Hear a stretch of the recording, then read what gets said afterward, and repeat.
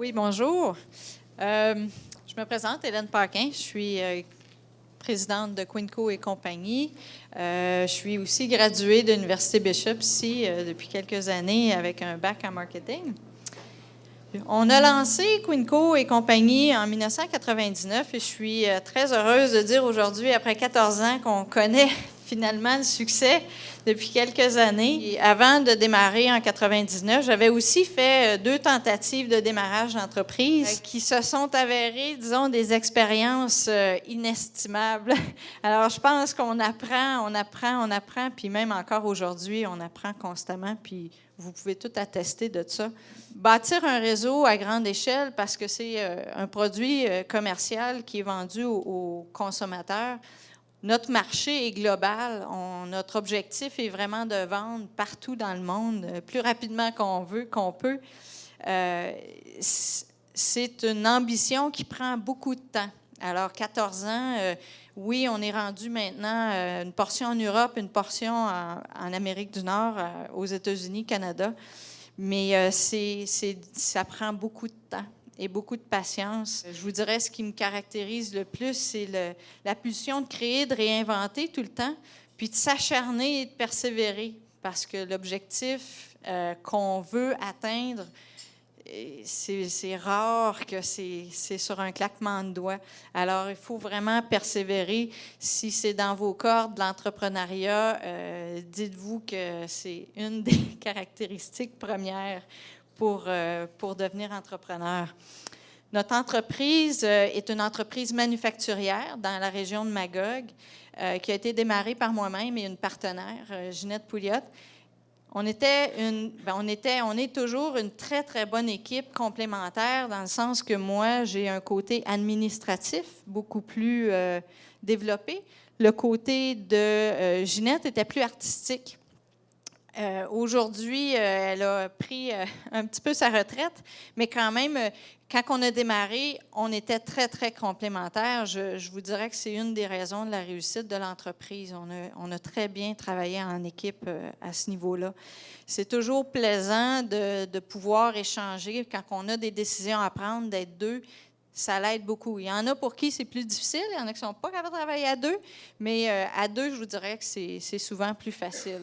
Parmi notre clientèle, c'est les plus grands détaillants au monde. Alors, on a Rona, Rona, hein, qui est ici, représenté par Renel, Home Depot Canada, Home Hardware, BMR, Ken Supply, Home Depot aux États-Unis, Lowe's aux États-Unis aussi. On a une chaîne de magasins en France qui s'appelle Leroy Merlin.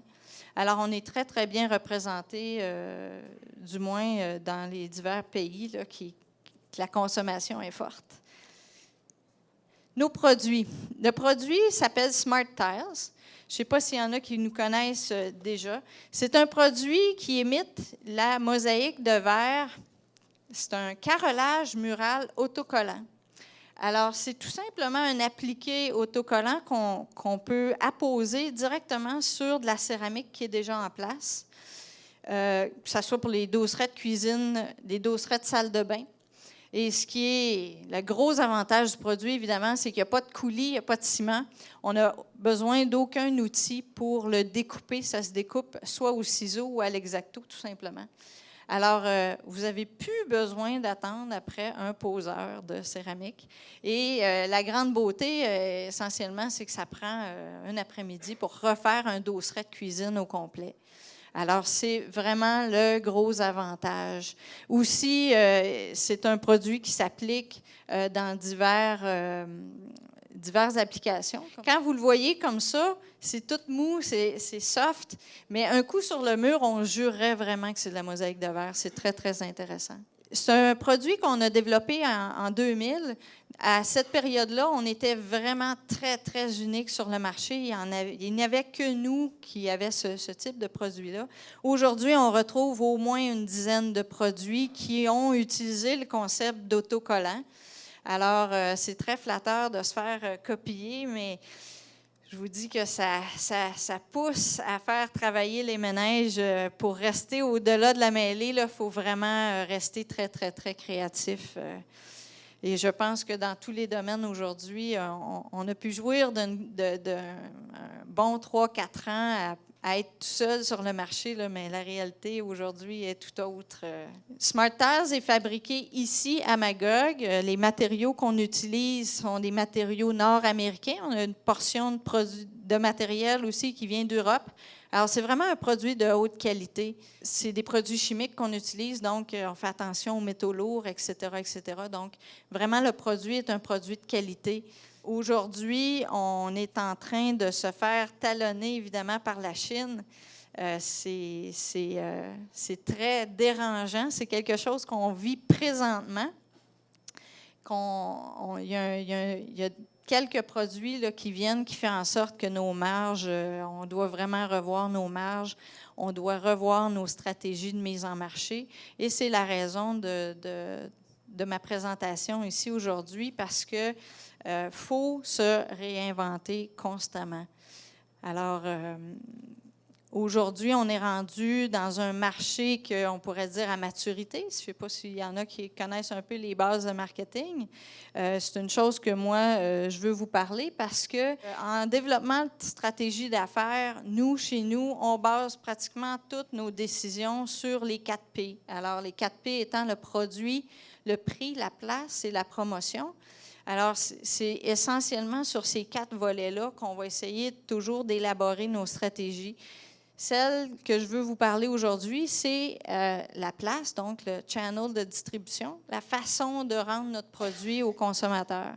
Alors, dans notre historique, on a toujours travaillé avec la stratégie de distribution conventionnelle, qui était le manufacturier qui vend au détaillant et que le détaillant vend aux consommateurs. Ça a été notre réalité là, depuis 1999.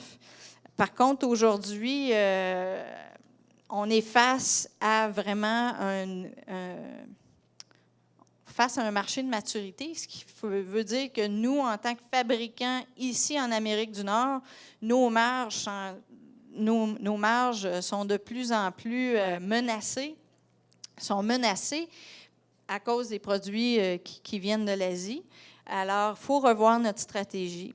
On est en train d'évaluer plusieurs stratégies. Je n'arriverai pas ici aujourd'hui avec quelque chose de très absolu parce qu'on est en cours de, mais présentement, on est en train de revoir complètement notre mise en marché pour aller vers le web. La région de la France, qui est un secteur qu'on travaille depuis 2010, et c'est un secteur qui, bon, vous savez un peu tout ce qui se passe en Europe aujourd'hui. L'économie, c'est très difficile. Et bon, ça s'avère que, évidemment, les détaillants avec qui on fait affaire là ont aussi de la difficulté. Les ventes baissent d'année en année. Ce qui fait que notre marché, autant on a investi temps et argent là-dedans, ça ne fonctionne pas comme on voudrait. Alors, on est vraiment en train d'explorer l'option de vendre uniquement par le web. Alors, c'est complètement nouveau. On est en train de refaire notre site pour qu'il soit un site transactionnel. Ça va nous permettre de pouvoir vendre sans la marge du détaillant. Alors, essentiellement, ça va nous permettre d'être plus compétitifs. Fait que là, présentement, dans l'établissement de la décision, on a regardé toutes les différentes volets en Europe qui faisaient que ça ne fonctionnait pas bien. Alors, l'économie qui était difficile, la compétition qui est à bas prix, le marché de détail en France sont beaucoup plus difficiles à travailler qu'ici. Il faut faire de la vente porte-à-porte, les associés qui sont très peu coopérants. Alors, les délais de paiement aussi qui sont très, très longs. Et le fait que le marché est tellement loin de nous, évidemment, il y a beaucoup plus de coûts associés à faire la collecte, etc., etc. Ce qu'on est venu à conclure, c'est qu'il fallait trouver une solution où on devenait plus compétitif et le web était cette solution pour nous. Alors, on veut demeurer un leader au niveau du design, des styles qu'on offre, etc. On veut garder la qualité qu'on a. On n'a pas d'intérêt à aller faire fabriquer en Chine pour l'instant, du moins. On veut rester avec la qualité de produit qu'on offre. On veut s'assurer que les produits soient facilement rejoignables par les consommateurs. Puis, on veut que le prix soit accessible pour tout le monde. Alors, la solution, c'était le B2C. avec le web, ça va nous permettre d'offrir le produit à un maximum de clients possible. On va offrir au meilleur prix possible parce qu'on élimine un intermédiaire. Le web, de plus en plus, les gens en ont confiance. C'est devenu très facile à faire l'achat sur le web. C'est extraordinaire parce que le web nous permet à cette heure, en tant que manufacturier, d'avoir accès à à tous les consommateurs, ce qui n'était pas une réalité avant. Alors, une dernière petite slide. Je dirais que dans la stratégie web, moi, on a revu tout ce qui était produit, place, promotion. On a essayé d'isoler chacun des points qui fait en sorte qu'on doit spécifier le produit pour le web. Alors, les emballages qu'on doit revoir. Évidemment, notre produit est très léger, très facilement vendable et qu'on peut expédier via UPS, par exemple. Des échantillonnages, c'est toutes des choses qu'on doit faire par le web.